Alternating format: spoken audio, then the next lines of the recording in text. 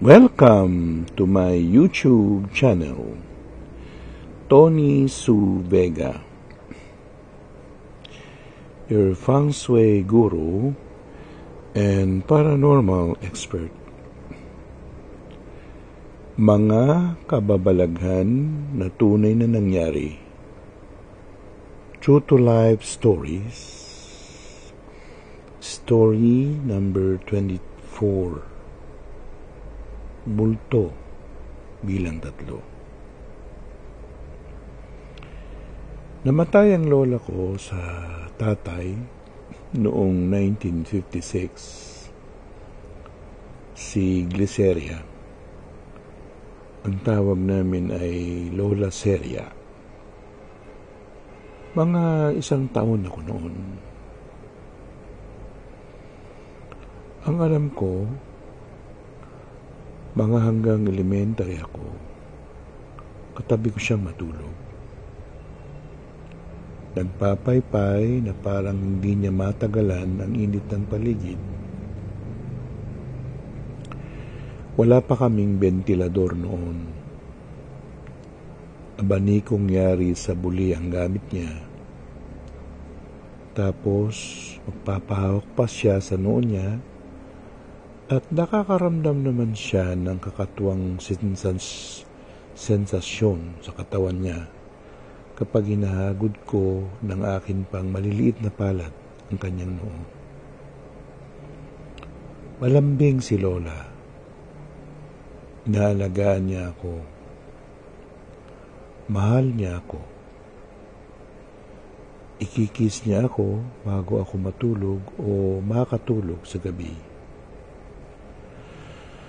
Mga 11 na ako noon. Nag-uusap ang mga ate ko.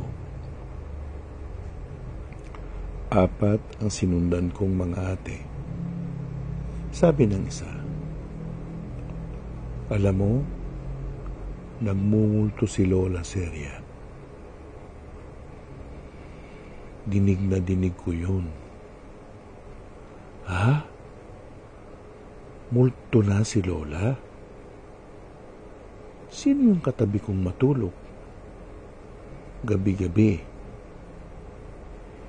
Pinuntahan ko ang lola ko. Tinanong ko siya. Sabi ni Ate Ason, multo ka na raw. Poof! Biglang nawala si Lola. Iyak ako ng iyak noon. Nung nalaman kong multo na siya at patay na nga at niwanan na niya kami.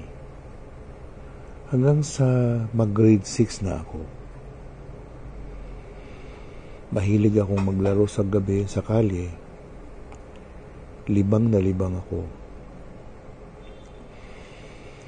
Hanggang sa marinig ko sa malayo ang boses ng tatay ko. Si Maning. Tony! Tony! Asan ka ba? Uwi ka na. Tinakbuhan ko ang tatay ko. Nagtago ako sa dilim at tsumempo ako sa kabilang daan para hindi niya ako masalubong. Pagdating ko ng bahay namin, nagtulog-tulugan ako. Alam ko, papaluin ako ng tatay ko. Kabang-kaba ako. Hanggang sa tuluyan na akong nakatulog. At dinig na dinig ko ang boses ni Lola. Tony, huwag mong pinagtataguan ang tatay mo. Humingi ka sa kanya ng sorry para hindi siya nagagalit sa iyo. Hindi ako nakakibo. At nagkaedad na nga ako. Taong 1982, tinawag ko ang lola ko mula sa langit. Lola, bumaba ka muna dito. May babae dyan sa tapat. Baby ang pangalan. Okay bang maging asawa ko siya? Huwag ka lang maghanap ng iba at mag-asawa ka na. Lola, sabi ng tatay ko, wag daw si baby. Dahil paluluhain lang daw niya ako. Hindi, basta siya na. Nagkatuluyan kami.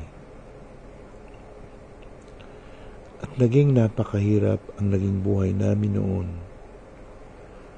Tumira kami sa bahay o abong-abong sa gilid ng kanal. Datnan at panawan kami ng baha.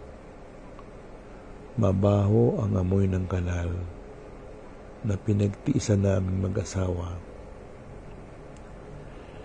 Nang maipanganak na ang anak namin na si Cielo, natuwa ang Lola Seria ko. Laging nandun lang siya, nakangiti, umaayon sa aming mag-asawa sa pagsusunuran namin. Magmula noon, kapag may problema ako, tinatawagan ko si Lola Seria at tinutulungan naman niya ako. Pinapalakas niya ang kalooban ko. Mahal na mahal ako ng lola ko.